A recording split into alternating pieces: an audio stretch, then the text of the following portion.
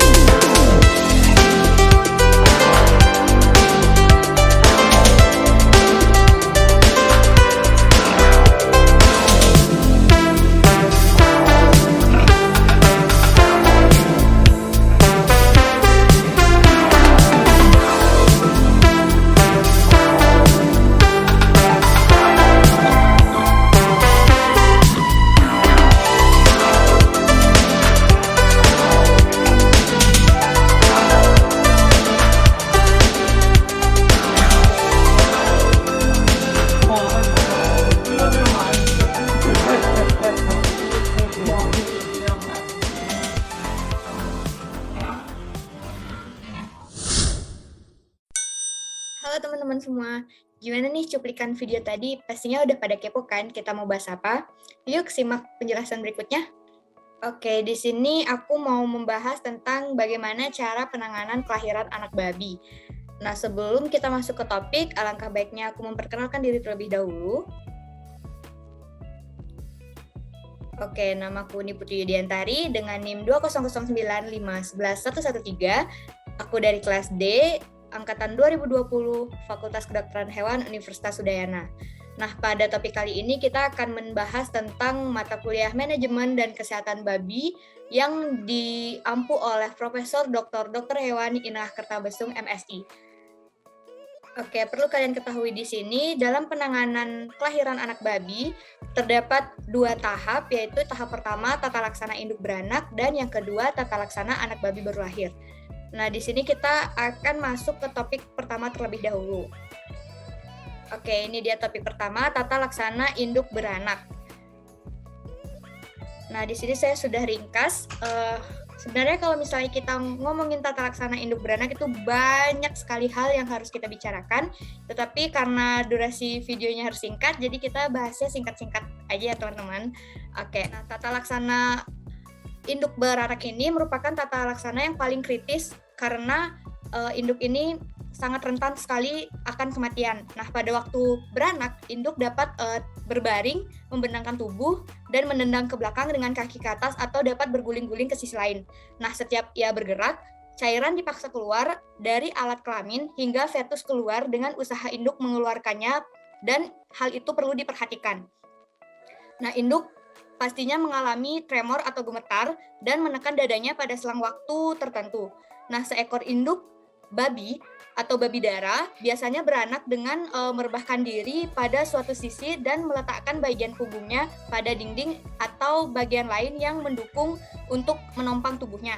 Nah, tetapi dalam keadaan terisolasi, induk dapat melahirkan sebagian anaknya pada keadaan terbaring dengan perut di bagian bawah, bahkan dapat juga melahirkan dengan posisi kaki satu ke atas. Perlu kalian ketahui, biasanya anak babi ini dilahirkan dengan jarak waktu kurang dari 1 menit hingga 20 menit.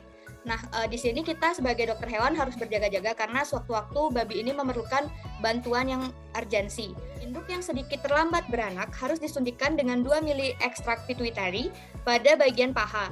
Nah, apabila penundaan kelahirannya disebabkan oleh kekurangan hormonal, maka perlu diinjeksi untuk mempengaruhi lemak dengan oksitoksin atau jenis obat lain dengan aktivitas oksitoksik. Nah, bahan ini hanya merangsang kontraksi oleh otot licin dari dinding uterus dan kemudian mempercepat pengeluaran fetus. Pada induk yang pertama kali melahirkan anak atau pertama kali beranak, dia cenderung akan melakukan kanibalisme atau cenderung memakan anaknya.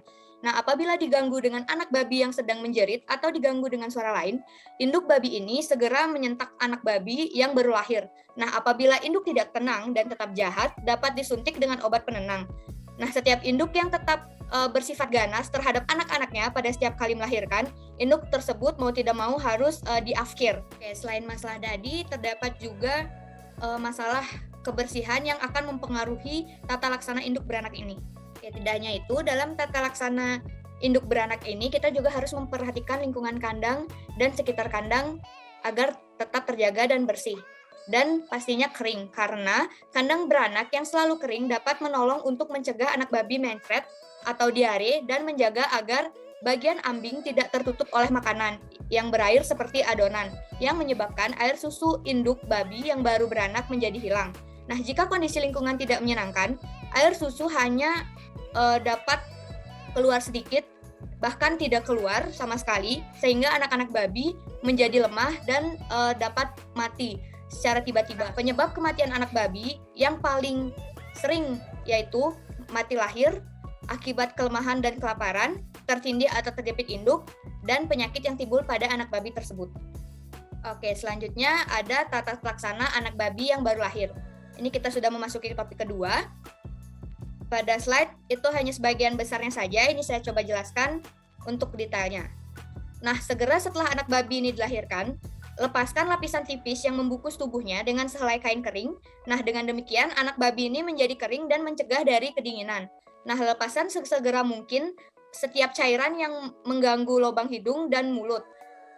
Lantas, apabila anak babi tidak dapat bernafas secara bebas, pegang kedua kaki belakang dengan kepala ke bawah dan ayunkan perlahan-lahan untuk mempercepat perlepasan cairan dan lubang hidung.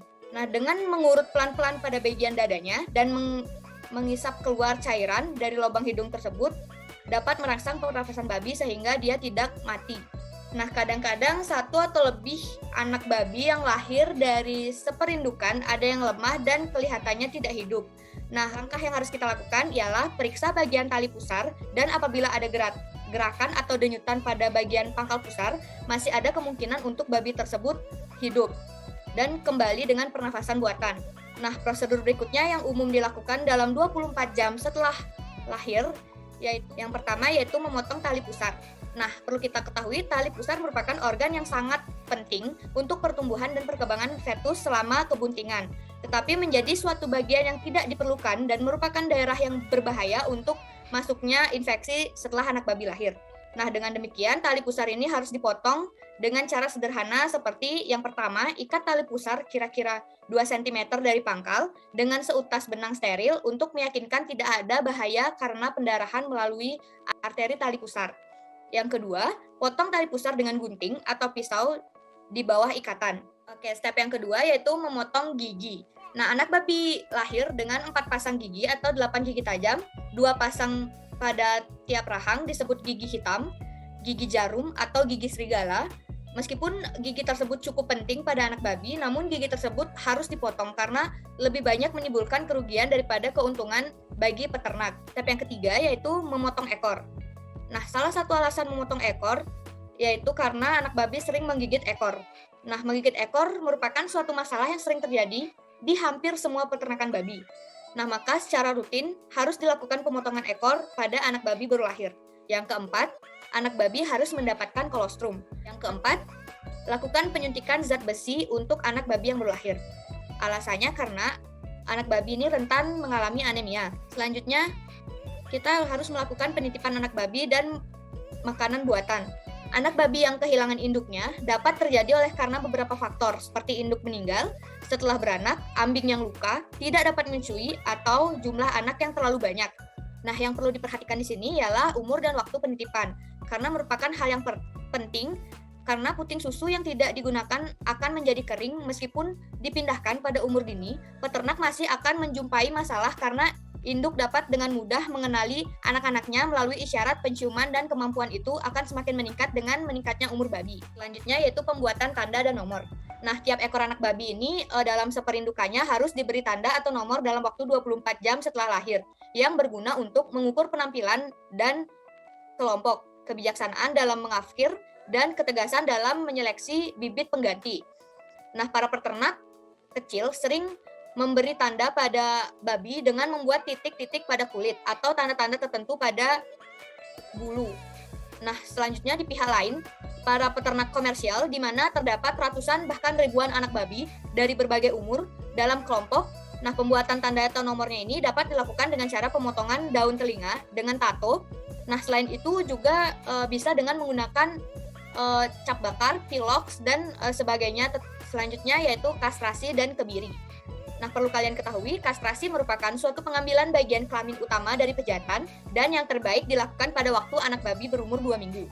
Nah, pada umur itu, anak babi dengan mudah ditangani syoknya dan gangguan pertumbuhan sangat minim, serta kesempatan luka terkena infeksi sangat kurang karena tempat atau kandang menyusu lebih bersih daripada kandang ternak babi sapihan. Nah, kastrasi pada anak babi ini dilakukan terutama untuk mencegah individu yang tidak diinginkan dari gambaran dirinya sendiri. Nah, fasilitas pemberian makan secara bersama dan juga untuk tata laksana praktis lainnya. Tujuan dari pengebirian ialah untuk memperbaiki karkas, akan tetapi kenyataannya secara keseluruhan memperlihatkan bahwa pertumbuhan babi jantan hampir sama bila tidak lebih cepat dari babi yang dikebiri pada umur pasar yang sama. Dan dengan efisiensinya, penggunaan makanan dan kualitas karkas jauh lebih baik. Nah, melakukan kastrasi merupakan suatu operasi yang sederhana, tetapi hal ini dapat menimbulkan bahaya apabila seseorang tidak mempertimbangkan kondisi ternak dan lingkungannya. Nah, kastrasi ini dapat berhasil pada setiap musim. Akan tetapi, paling baik melakukannya apabila keadaan cuaca menyenangkan. Dipilih yang seperti hari yang cerah, sejuk, hindarkan dari cuaca dingin, basah, atau beruap. Oke, kebanyakan peternak intensif di luar negeri menyapi anak seperindukannya pada rataan umur 4-6 minggu. Nah, biasanya anak babi yang disapih pada umur 2 bulan, induk akan mengalami kondisi yang menurun di mana pada banyak kejadian tidak mau untuk segera dikawinkan kembali. Nah, setelah penyapihan anaknya. Nah, apabila penyapihan dilakukan lebih awal dari 56 hari, seekor induk dapat beranak kira-kira 4-5 kali dalam 2 tahun, di mana induk biasanya birahi pada hari ketiga sampai hari ketujuh setelah penyapihan.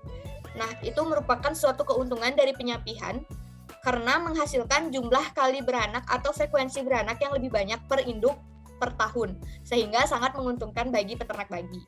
Oke, sekian yang dapat saya sampaikan pada video penanganan kelahiran anak babi kali ini, dan saya ingin mengajak teman-teman untuk langsung mengintip keseruan anak babi menyusui ke kandang. Yuk, ikutin terus videonya.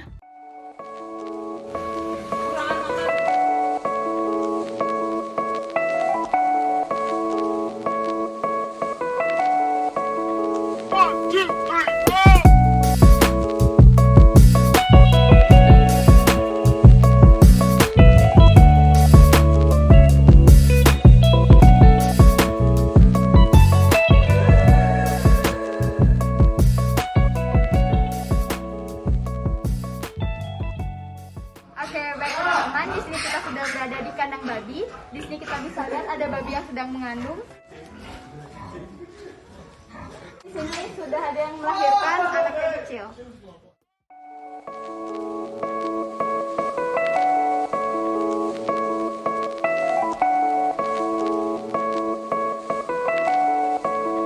One, two, three.